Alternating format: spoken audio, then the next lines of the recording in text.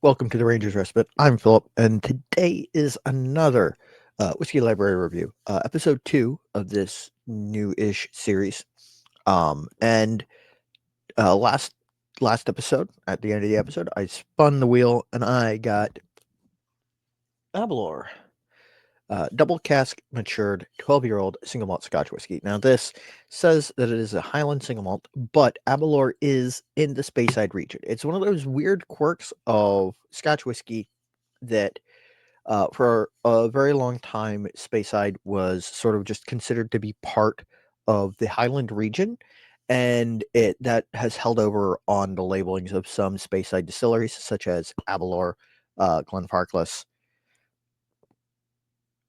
Glenfarclas is actually just outside Speyside. Never mind on that. Forget that one. But you know what I mean. Um, it's sort of like how all the distilleries that say Island single malt Scotch whiskey on them. Island isn't a recognized category. It's a whole thing, and maybe I'll make a video on it. Comment down below if you would like for me to do that. Let's talk about this a little bit. So this is double cask matured. Basically, it is a mix of traditional casks, which means refill bourbon barrels, and sherry casks. Um, the notes that they say on here is that the traditional casks, which are ex bourbon, are allow for it to develop its subtle Aberlour character, and the sherry casks give it the richness and that nice, beautiful ruby color that it doesn't really come through too much on the 12-year-old, but as I understand, on the older and more sherry heavy releases from Aberlour, for which they are well known, mind you, it really does come through. With all that, oh, and it's bottled at 40% alcohol by volume or 80 proof. With all that out of the way, wonderful sound. I love the sound of a cork coming out of a bottle. Just gonna pour myself a little bit. And I did it again. I'm holding the glass to the side. Hold on.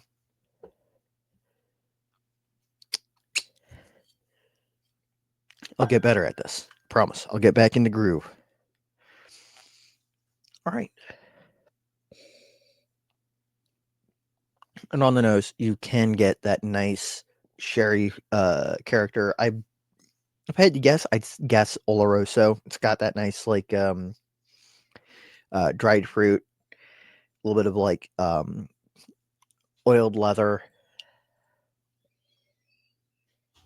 some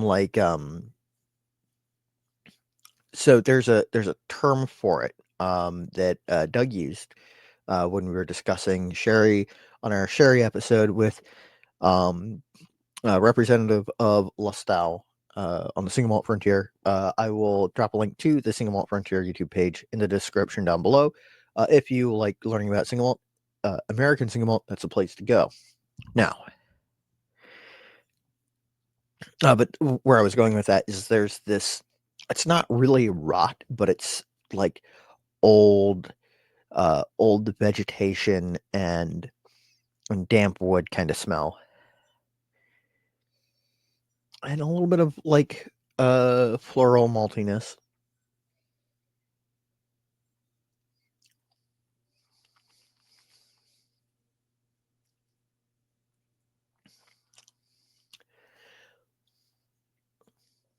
Interesting. So this isn't my favorite Scotch. Not even in a sense that or in the sense that I'm a big fan of like huge, peaty, monstrous drams, but just this one never really gives me a whole lot on the palate.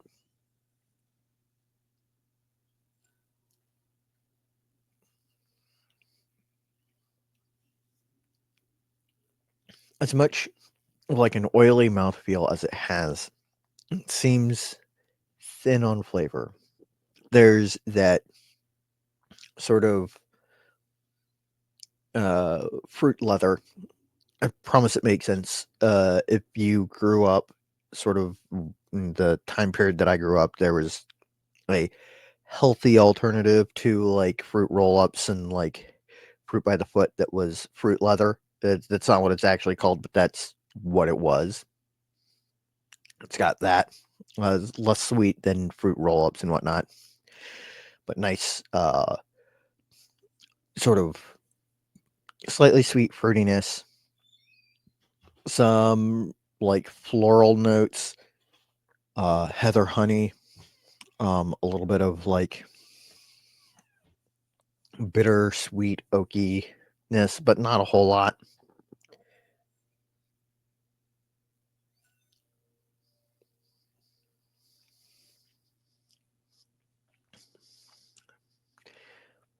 It's sort of,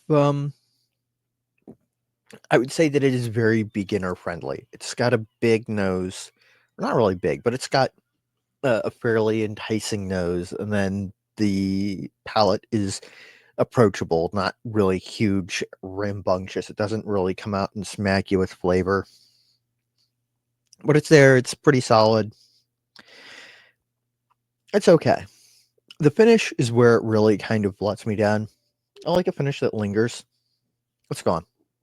It's already gone. Like I just took a sip. It's gone. There's maybe a little bit of like lingering, like floral and faint fruit, but not a whole lot. Not enough to really be fun or exciting. And now we come to the part of the review that I find annoys some people, apparently. I ask 3 questions about every dram. The first one is, do I like it? It's okay. If you are just getting into single malt scotches, if you are just getting into drinking spirits neat, this is a good first stop. Genuinely, I think it's a pretty good beginner entry level if you're looking at like figuring out what the Speyside Highland region is about and like what sort of flavors you can expect. It's a good place to stop. It's approachable. It's 40% alcohol by volume. It's a little bit thin on flavor, but it's very drinkable. It's approachable.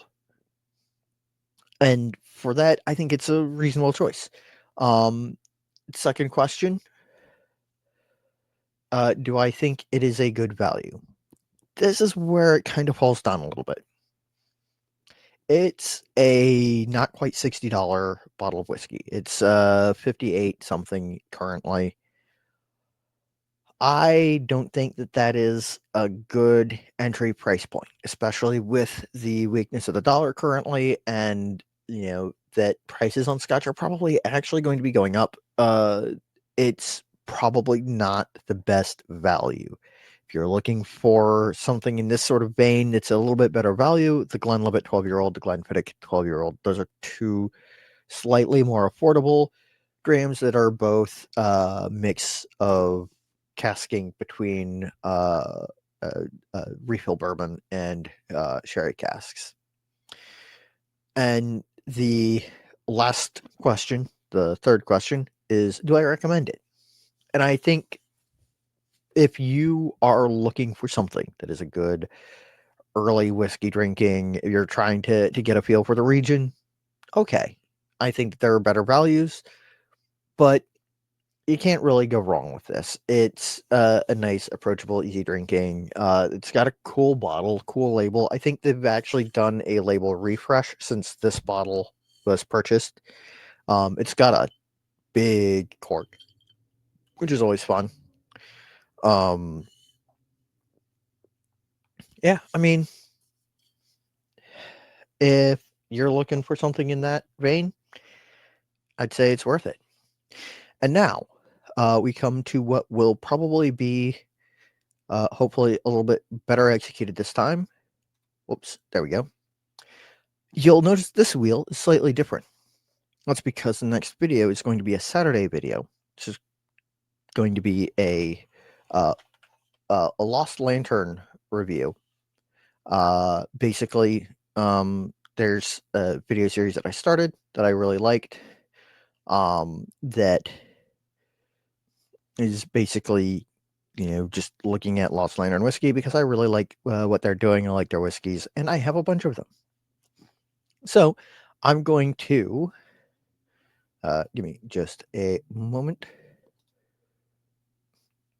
Once I figure out. Oh, shoot. Somehow I have completely lost track of where that window is. Don't judge me too harshly. Nope, that's not it. Look, I'm doing my best. I never said my best was very good. There we go. I found it. Also, this is not an operating system that I'm terribly used to. This is my work computer. I use it for streaming for Single Malt Frontier. So I'm not particularly good with this operating system. Without further ado, and with about as much embarrassment as last time, unfortunately, let's see what you're looking at tomorrow, Saturday.